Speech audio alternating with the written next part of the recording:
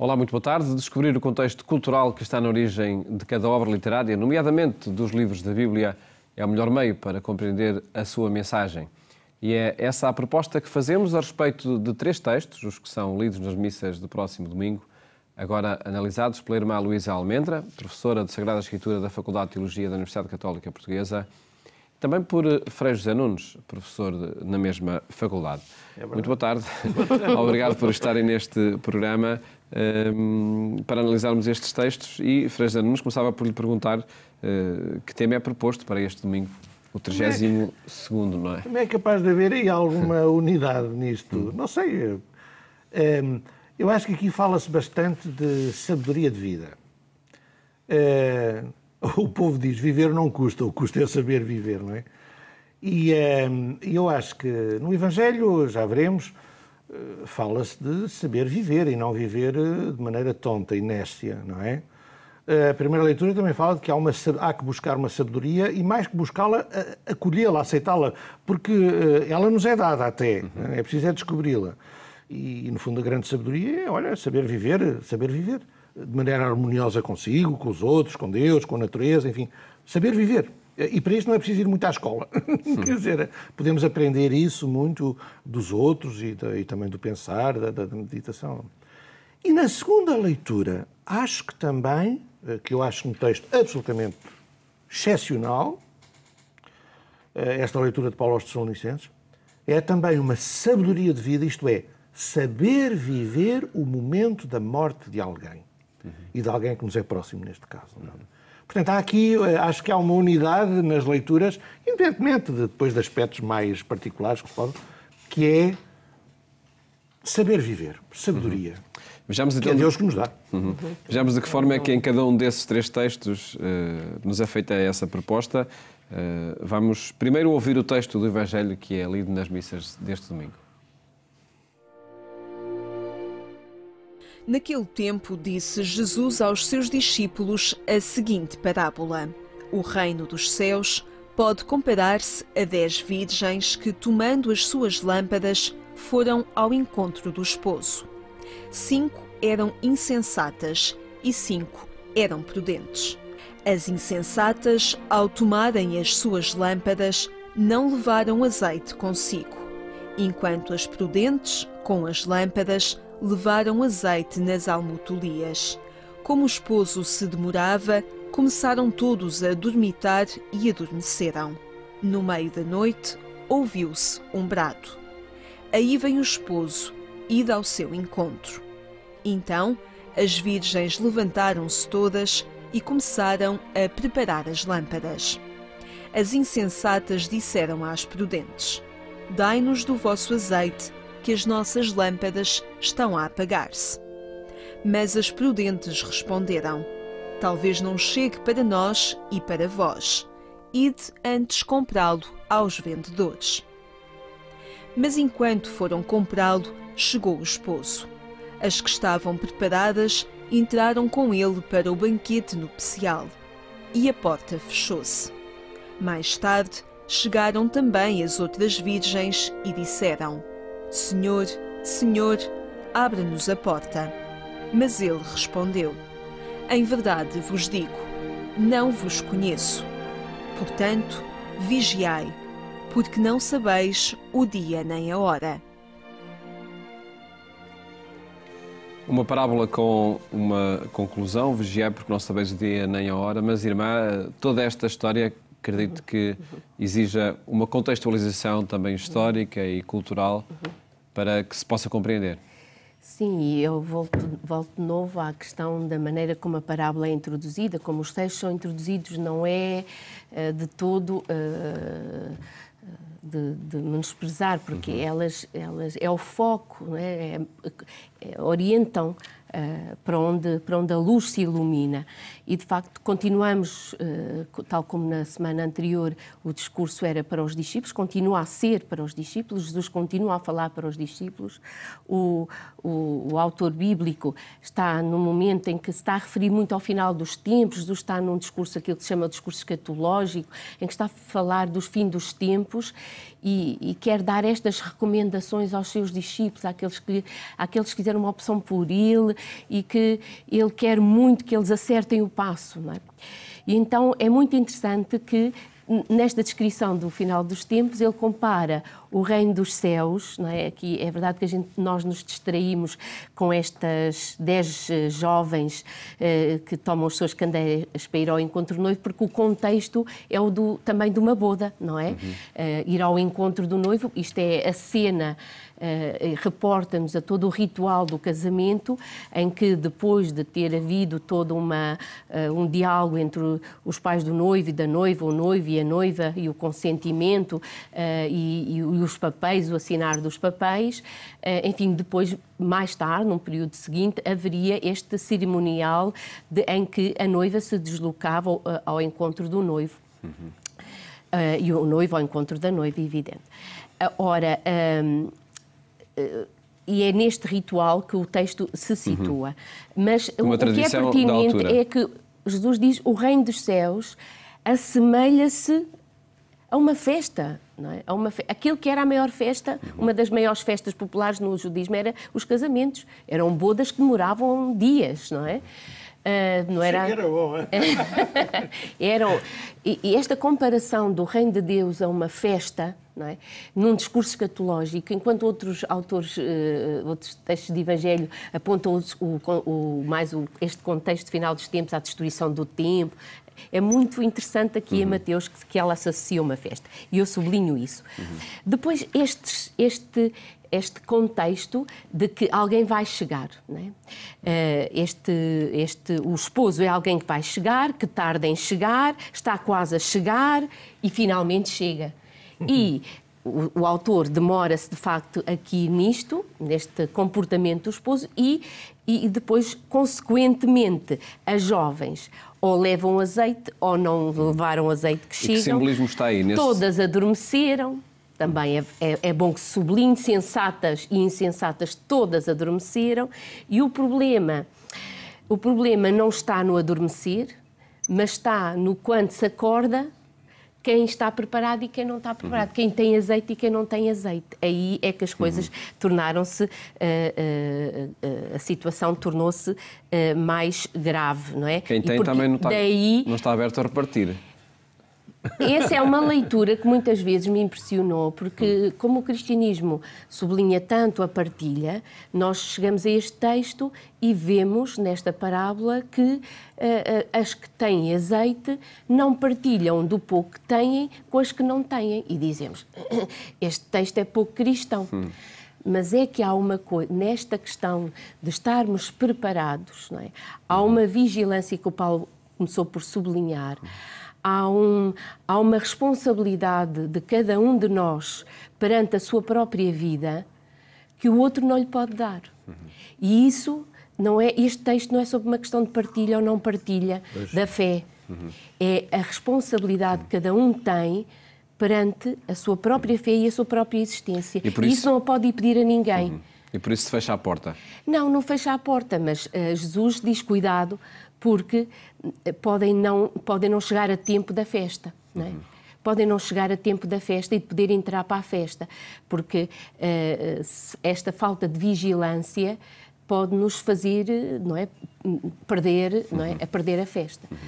E isso que o Paulo falou é muito importante para todos nós, para mim, para o Frei José Nunes, para si, para todos os cristãos lá em casa, todos nas paróquias, nas comunidades de bispos, todos, esta responsabilidade que cada um tem perante si mesmo. E se tem azeite ou não tem azeite. Este é um texto que eu muitas vezes falo com os alunos sobre ele, porque acho muito incisivo, porque pode induzir em erro, não é? O simbolismo em torno de uma história que por certo, remete, como dizia o Frei José Nunes no início também, para esse saber viver a vida, não é? Pois, a irmã falou de que este texto é um texto com uma dimensão escatológica. Está a falar da vida, da preparação também do encontro com Deus. O que é que a gente faz na vida? Somos pessoas nécias, tontas, superficiais, que não ligamos à necessidade do azeite para ter as velas, as lâmpadas acesas, ou somos pessoas que também responsáveis e pensamos nas coisas, andamos distraídos ou não? Isto fez-me lembrar... Bem, eu acho que este texto também tem, partirá, eu não sou biblista, não sou exegeta, mas eu penso que isto, a irmã estava a falar, eu estava-me a lembrar disto, quer dizer, o Mateus, quando fala disto, também já estão a viver em igreja desde há umas décadas depois de Jesus morrer. E, portanto, é isto. O noivo tarde, eles estavam à espera da segunda vinda de Jesus. Mas vai voltar, não vai voltar? Enquanto andamos nesta vida, à espera do encontro com Deus, a gente tem que estar vigilante, não é? Bom, e, portanto, podemos andar de maneira nécia, tonta, superficial ou responsável, quer dizer. E eu, até hoje de manhã, quando estava a ler isto, lembrei-me de uma... Estava a ler isto e lembrei-me de uma canção do Zé Afonso, dos tempos de Coimbra dele, das baladas e fados, a primeira fase do Zé Afonso, em que ele cantava assim numa certa altura, eu não vou cantar, mas o texto era assim: ai, amores, amores, tenho mais de um cento, bonecas primores, cabeças de vento. Cabeças de vento, não as quero eu não, ai, amores, amores do meu coração. Ele tinha muita menina que andava atrás dele. Ele me dizendo, bom, também há muitos meninos atrás dele. Bom, e ele realmente, dessas meninas todas, quer dizer, dava para ele se divertir, com certeza, não é? Mas eram cabeças de vento. E ele já estava farto de cabeças de vento. E nós podemos andar na vida como cabeças de vento, quer dizer, como pessoas que não ligamos realmente ao que é decisivo. Basta a gente olhar, abrir os olhos e ver que há gente a dormir debaixo de pontes, a ver que há gente a morrer no meio da guerra, a ver que há florestas a serem destruídas. Isto não é uma brincadeira, quer dizer. Quer dizer, a vida é para ser uma festa, era o que a irmã dizia, o reino dos céus é comparado a uma festa. Mas como isto ainda não é uma festa, a gente tem que ser responsável, quer dizer, nós somos os responsáveis pela criação, pela obra da criação. E, portanto, há que não viver de maneira nécia, tonta, superficial, não é? Portanto, eu lembrei-me disto. Haverá outras interpretações, mas esta eu acho que é importante, quer dizer, a gente ligar ao que é importante, quer dizer... E quem diz nécia diz de viver de boas intenções, porque claro. Todas elas são fiéis ao projeto, todas elas estavam ali para acompanhar a noiva ao encontro do seu esposo, não é? Todas elas, ninguém desistiu, todas elas são fiéis ao seu projeto. O problema está... a intenção foi boa, só que não se prepararam como deve ser. Portanto, também esta questão das boas intenções não chega. É preciso algo mais do que boas intenções. É preciso sabedoria e fazemos a ponto com a primeira leitura que se escuta nas Eucaristias de domingo, do livro da Sabedoria, no capítulo 6. De que sabedoria fala essa aqui é luminosa e o seu brilho é inalterável? Irmã. Avança, eu depois avanço para a outra, para o Paulo. Pois, esta sabedoria, aqui a questão é que nós, de que sabedoria é que se fala, não é? Não é a sabedoria... Não são muitos conhecimentos. Pois, não é a sabedoria livresca aqui, é esta sabedoria de vida de que falou, sem dúvida, o Frei José Nunes, mas no sentido bíblico, a sabedoria é, já numa fase tardia, associada muito àquilo que a reflexão sobre a palavra de Deus nos oferece. É uma relação muito grande com a palavra de Deus, sabedoria e palavra de Deus. Como se constrói a sabedoria cristã, ou a sabedoria judaica, não é? Constrói-se a partir de uma relação que se constrói com uma palavra de um outro, que é a palavra de Deus. E então, porque isto de não andar na vida tonto, algo nos tem que iluminar. E é essa a ideia de sabedoria que se fala. E essa sabedoria não está escondida, porque o texto diz ela é luminosa e o seu brilho é inalterável. Quer dizer, ela não está metida, não temos que ir como que à caça de um tesouro, não é? Que não se sabe por onde é que está. Não, ela está aí. A palavra de Deus está aí. É preciso criar relação com ela e receber a luz que ela está pronta a oferecer.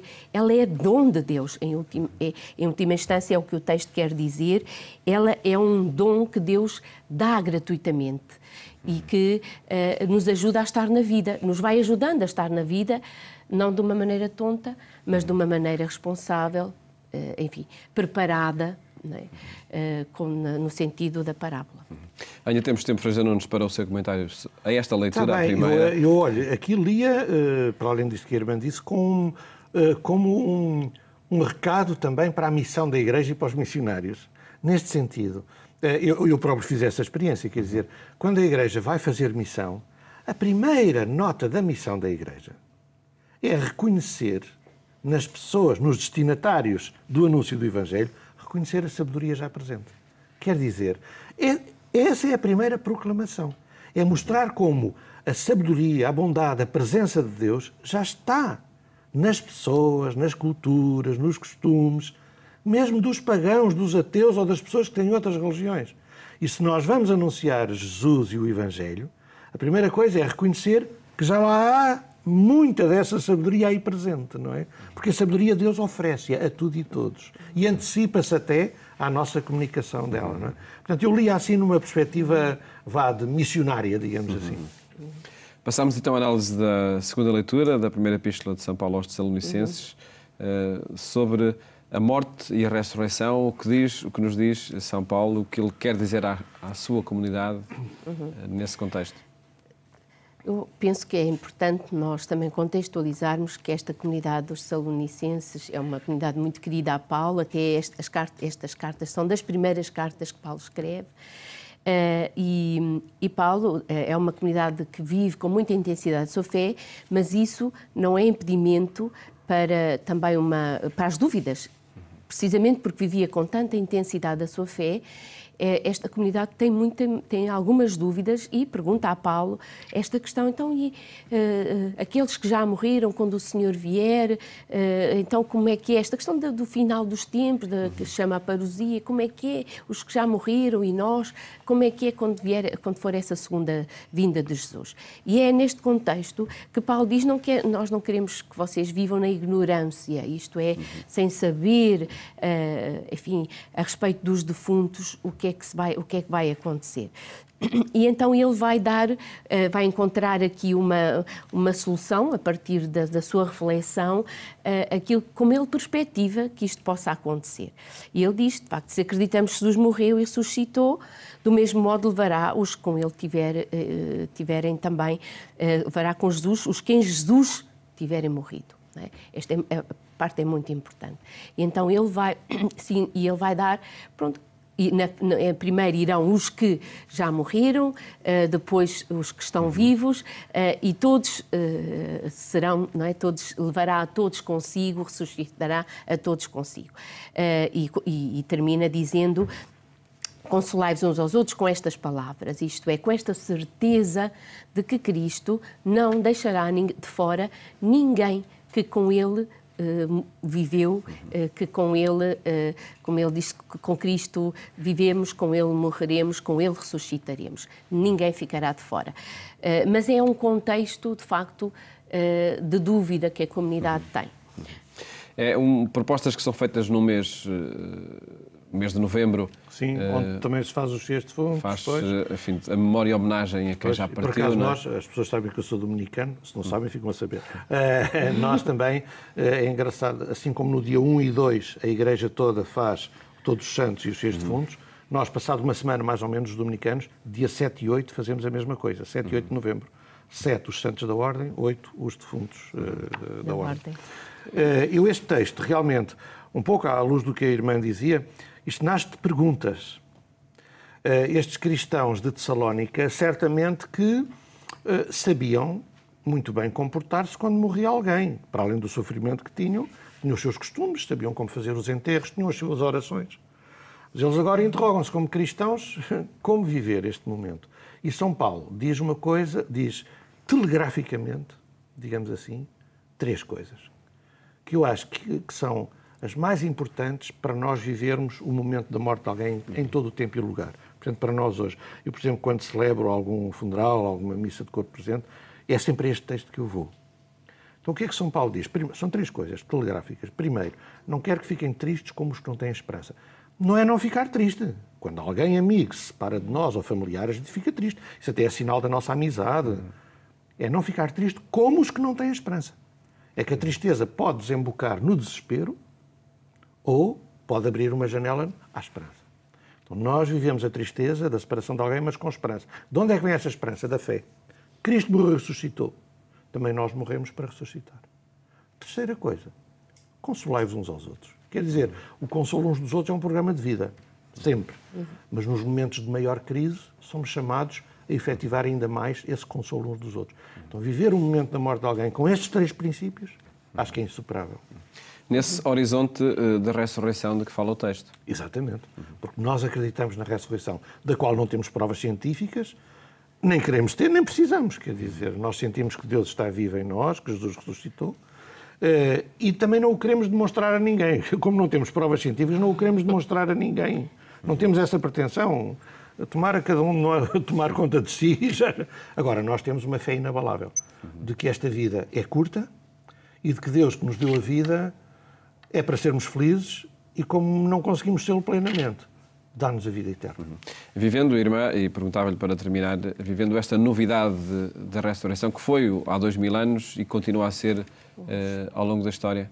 Sim, vivendo dessa certeza, é uma certeza da fé, não é uma certeza, como dizia o Frei Nunes, científica comprovada, é uma certeza da fé, mas sem ela também é nela que se apoia a esperança, não é? Este que Paulo diz, como não tem... como aqueles que têm a esperança, aqueles que têm esta certeza da fé. Agradeço por terem estado aqui no programa Eclésia a apresentar e a comentar estes 3 textos que são lidos nas missas de domingo. Mais logo, acompanhe também a nossa edição rádio na Antena 1 quando forem 22h45. Votos, boa tarde, bom fim de semana, até a próxima segunda-feira, se Deus quiser.